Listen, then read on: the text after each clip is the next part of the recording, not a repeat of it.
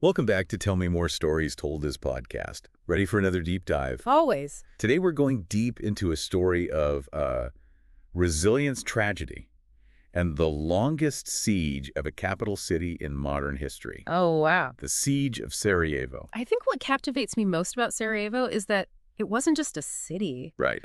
It was this incredible blend of cultures and ethnicities, like Bosniaks, Serbs, Croats. They all called Sarajevo home. Imagine walking down the street and it's just like a living tapestry of cultures. Yeah, that's a great image. Each thread kind of adding to its richness. I love that. But to really understand the siege, don't we have to kind of go back and look at the history? Absolutely. It's like trying to solve a mystery without all the clues. Exactly. Right. Yeah. Yeah. You can't just jump into the middle of it. You need that background. Yeah. You know, the Bosnian War was really just one chapter in this tumultuous breakup of Yugoslavia. Yeah. Decades of simmering ethnic tensions fueled by political opportunism and economic instability finally just erupted in the early 1990s. Yeah. And so when Bosnia and Herzegovina declared independence, The Bosnian Serbs, who sought a separate Serb entity called Republika Srpska, they saw Sarajevo, this symbol of multiculturalism, as like a major obstacle in their path. So how did this tension, how did it actually transform into an actual siege? So in April of 1992, the Bosnian Serbs, supported by elements of the Yugoslav People's Army, they encircled Sarajevo.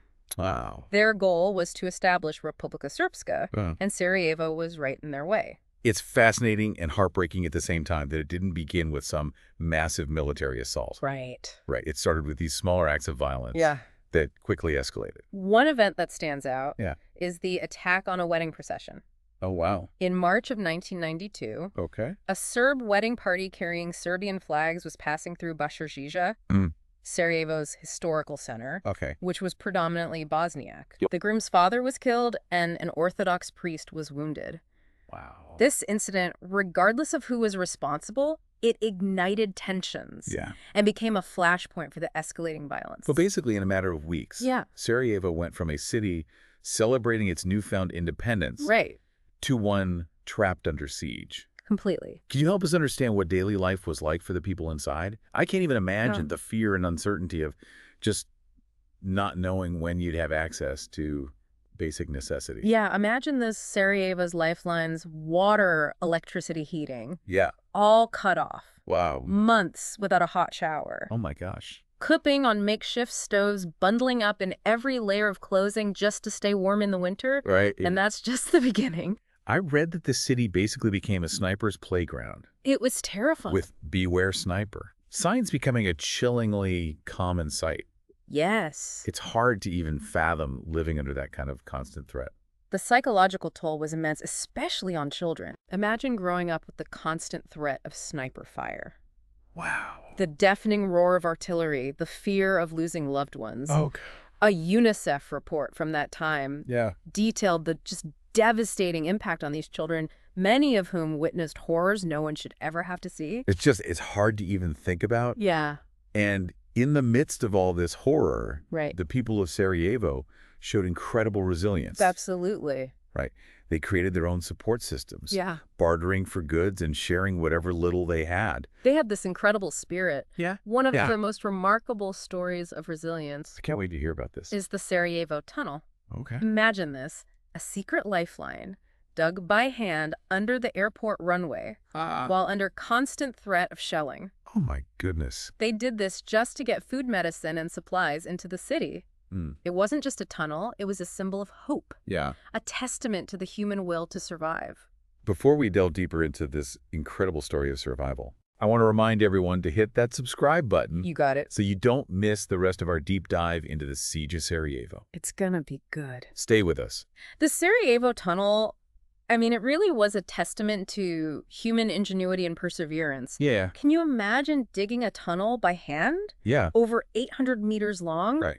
Under constant threat. It was just It unimaginable. wasn't just a passage, it was a lifeline for the city. Did it provide everything the city needed, though? While the tunnel was vital, Sarajevo still faced immense challenges. Yeah. The siege, I mean, it brought about a devastating humanitarian crisis. Yeah, I'd imagine. Food and medical supplies were scarce, and the winters were brutal. I can only imagine. Did the international community step in to help at all? Well, the international response was complicated. Okay. The UN, with its peacekeeping force, UNPRO-4, Aye. they were tasked with providing humanitarian aid Right. and protecting designated safe areas, including Sarajevo. So essentially, UNPRO-4 was trying to keep the peace and provide aid in the midst of this chaotic situation. They organized a massive humanitarian airlift, Wow. bringing in thousands of tons of food, medicine, and other supplies. That's incredible. It was one of the most extensive airlifts since the Berlin airlifts.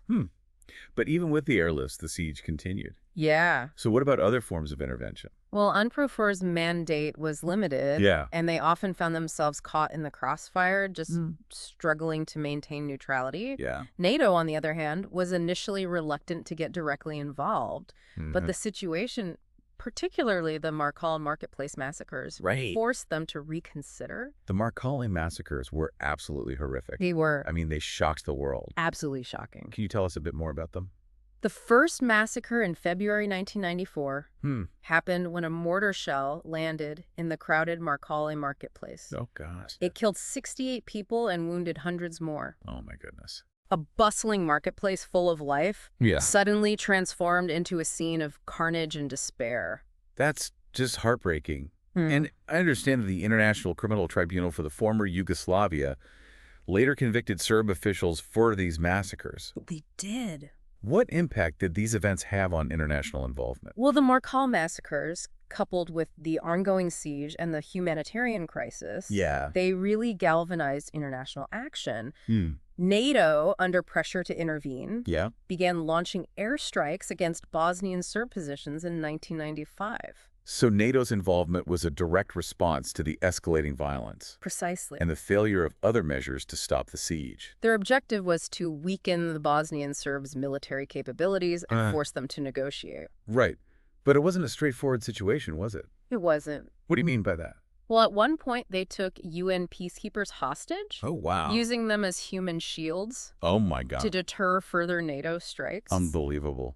A stark reminder of the challenges and dangers faced by those trying to intervene in a conflict zone. It sounds like such a delicate balancing act. It was. Trying to protect civilians while also navigating these political and military realities of the situation. Yeah, and it really highlights the moral dilemmas faced by the international community when intervening in complex conflicts. Taking UN peacekeepers hostage. I mean... desperate times, I guess. Yeah, it's just unbelievable that they would go to that length to stall NATO intervention. It really shows the complex layers of this conflict. But ultimately, how did the siege end? Well, it was a culmination of factors. The relentless NATO airstrikes, coupled with the mounting pressure from the international community, and the Bosnian army's own offensives.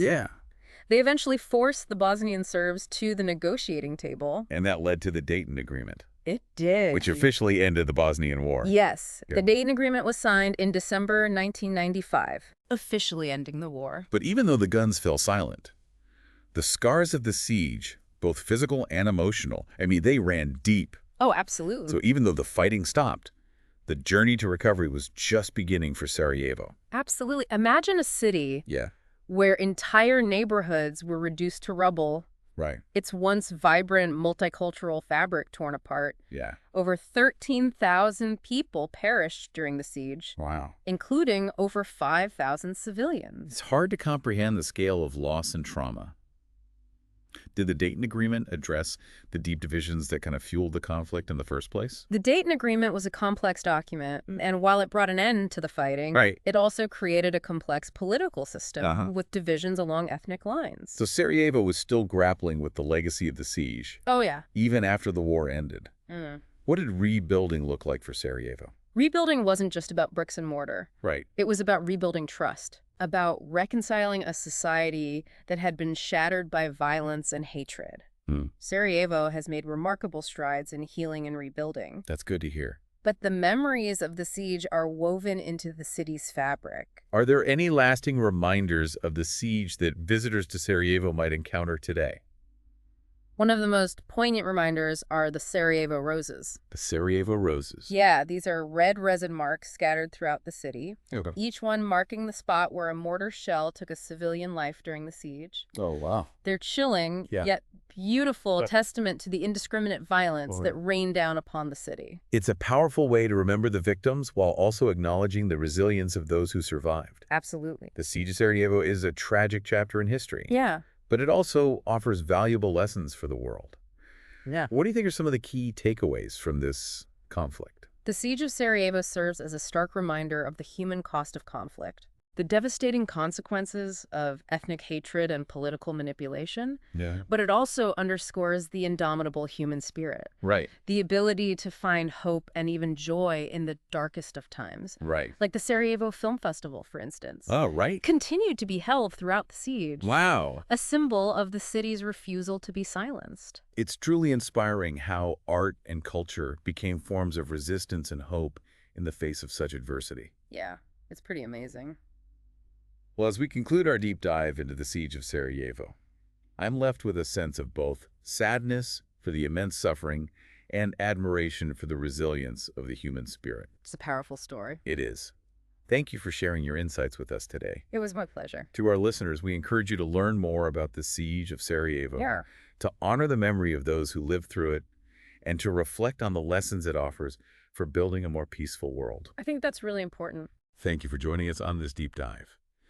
Until next time, keep seeking knowledge, keep asking questions, and keep telling your own stories.